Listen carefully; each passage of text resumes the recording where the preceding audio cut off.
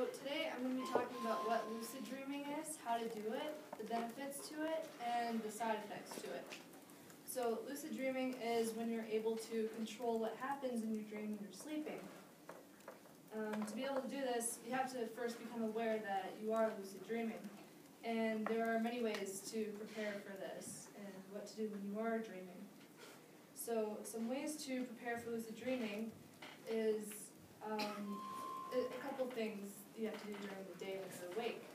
So when you're just walking around, it's best to pay attention to your surroundings, just kind of pay attention to your different senses like visuals, touch, sound, and stuff like that. Because often when you're dreaming, these different senses are distorted.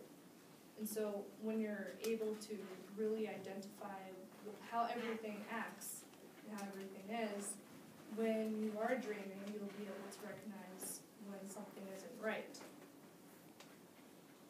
So it's also a good idea to keep a dream journal close to where you sleep. So if you wake up throughout the night, it's best to take your dream journal and just jot down all the details you can remember of your dream you just had. You may notice that you might have recurring dreams multiple times throughout the night or throughout multiple nights, and when you're dreaming, you might be able to recognize that you are dreaming because you've seen this before. So for example, you might have dreams about your teeth falling out. If that happens a lot, then you might be able to recognize you're dreaming.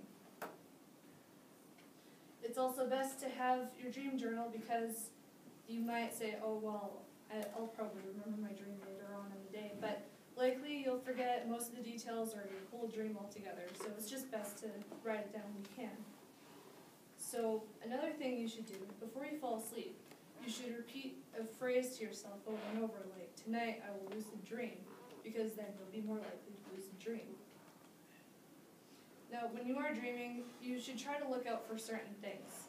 So you should try to look at your hands or look at your feet, because often they'll be distorted. You could also look up at the sky because your brain can't comprehend what the sky looks like, so it'll probably look like a really distorted painting. Another thing to take note of is when you look at your feet, you're never actually touching the ground because your brain can't comprehend how to touch the ground with your feet. So you're always floating. That's why you're often swimming or flying or whatever in your dreams.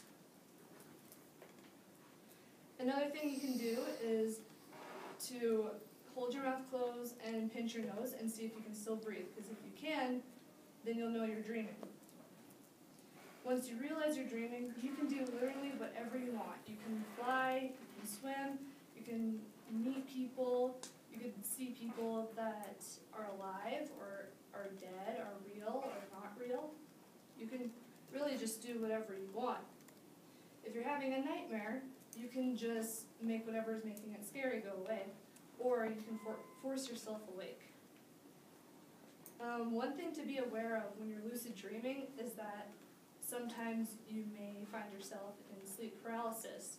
So what that is when you're asleep, your body temporarily becomes paralyzed, and you can wake up from it, and when you wake up, you're fully aware of all your surroundings, but you can't move.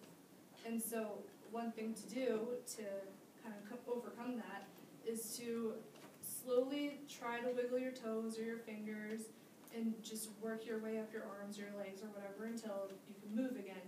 Now this can happen whether you're lucid dreaming or if you're just sleeping normally.